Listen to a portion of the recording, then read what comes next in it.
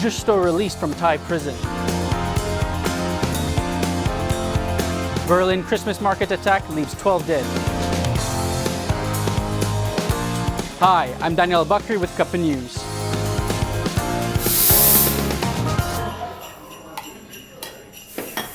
Thailand has freed Xavier Justo, the Swiss national, jailed for blackmail and attempted extortion in a case linked to a graft scandal engulfing 1MDB. Justo was among 150,000 Thai and foreign inmates who were granted a royal amnesty this month by Thailand's King Maha Vajiralongkorn. His lawyers said he will be deported to Switzerland. I want to be on the plane tonight. I'm back home tomorrow. Thank you. Xavier Justo was jailed for 3 years last August for attempting to blackmail his former employer, PetroSaudi International, a Saudi oil firm allegedly involved in corrupt dealings with 1MDB. According to Thai police, Justo had demanded around $2.5 million from PetroSaudi to return sensitive company data he claimed to have taken before leaving the firm in 2011. In a separate development, Tourism and Culture Minister Datuk Sri Nazri Aziz mocked former Finance Minister Tun Daim Zainuddin's recent comments published in the Edge Malaysia Weekly calling for economic reforms. Maybe he's nostalgic about the time when he was Prime Minister under the dictatorship of Mahathir. I think he's nostalgic, but it doesn't happen during the tenure of Dato' Najib. We are very open, as you can see, and in fact the fact that he could raise this issue also means that there is openness, which I think during his tenure was difficult. So saya rasa dia nostalgic rather than fikirkan itu bahawa the reality orang takut nak habis. I don't think orang takut nak habis. Dato' Najib is more dictator. We all know that Mahathir was a dictator on the same rank as Mugabe. The outspoken minister added that Tun Dr. Mahathir Mohamad and DAP advisor Lim Kit Siang were also feeling nostalgic. Ini dah masalah orang kata apa nostalgia orang tua. Zaman mereka telah pun lalu.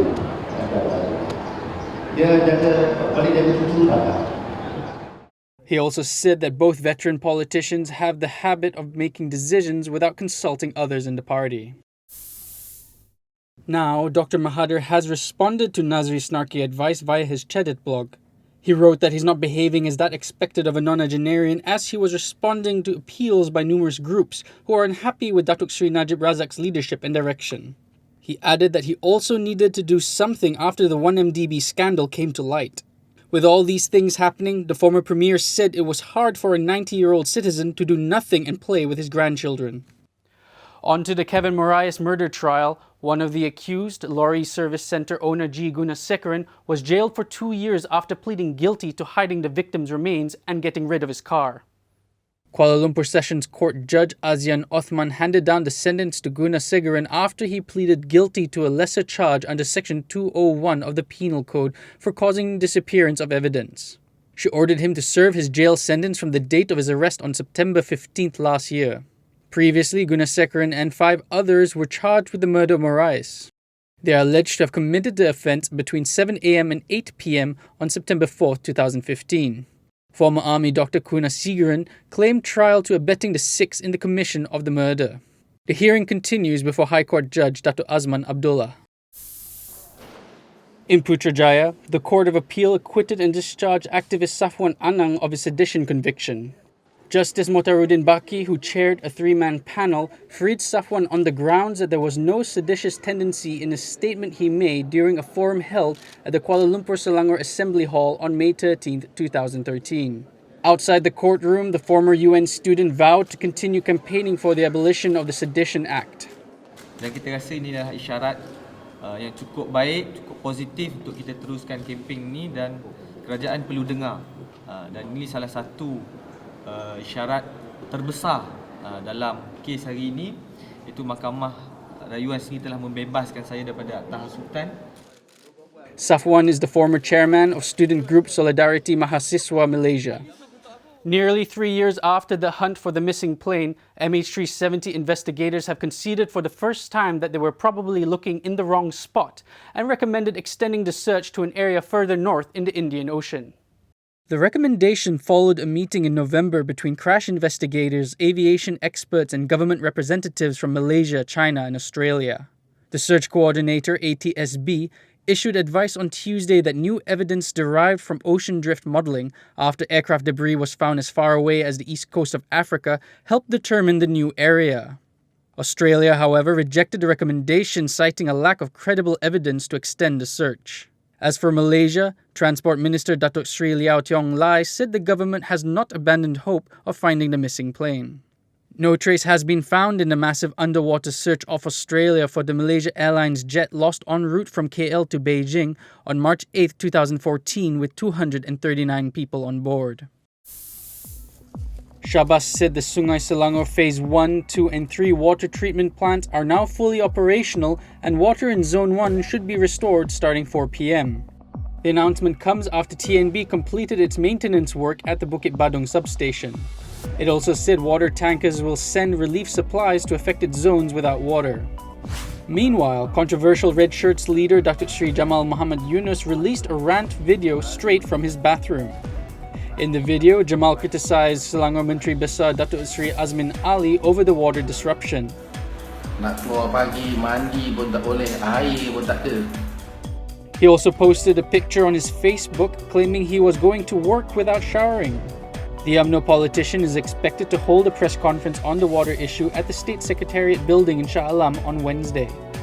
Paralympic gold medalists Muhammad Rizwan Muhammad Puzi, Muhammad Ziad Zulkifli and Abdul Latif Romli have become the first living non-royal men to be featured on a series of post-Malaysia stamps. Youth and Sports Minister Khairi Jamaluddin said the series is a huge honour for the athletes. Dan sudah pasti stamp ini akan menjadi satu collector's item yang terpahat dalam sejarah bukan hanya Post Malaysia tapi juga sejarah negara. Post Malaysia said only 150,000 units of the stamp series have been printed. 2 outlets in Kedah selling Dragon Breath cookies have shut down before the state's health department officers were able to inspect the operations.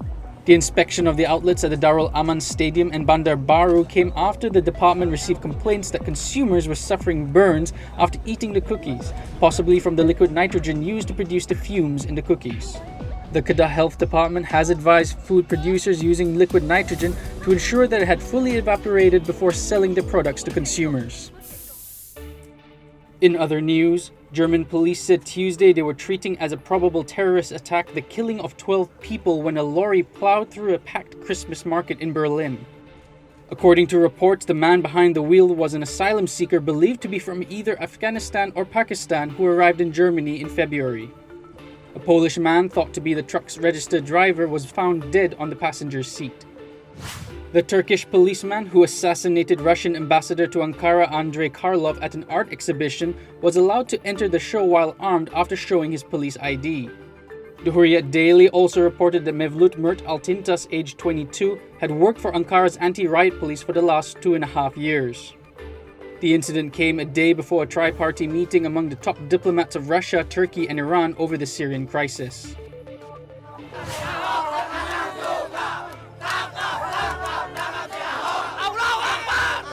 Protesters for and against Jakarta Governor Basuki Cahayapurnama gathered in the Indonesian capital during the second day of the blasphemy trial. Purnama, better known by his nickname Ahok, has been accused of insulting Islam after he commented on his opponent's use of Quranic verses in political campaigning. While his supporters urged Muslims to forgive him, a large crowd of protesters chanted for the governor's arrest. The 7-year-old Aleppo girl, who captured the attention of thousands with her Twitter updates from inside the Syrian city, said she hopes to return home one day. Pana Alabed and her mother Fatima were evacuated from the besieged city on Sunday to the rebel-held Al-Rashidin district. أنا حزينة كتير لأني بدهم ياخذوا أرضنا وإحنا نطلع من حلب. حلب فيها أرضي، فيها مدرستي، فيها بيتي، فيها حديقتي. أنا عندي أمل كبير إنه أرجع من يوم من الأيام لحلب. We shall overcome someday. Bana's depiction of daily life in Aleppo gained her over 330,000 followers. And that's all for tonight. Thanks for watching.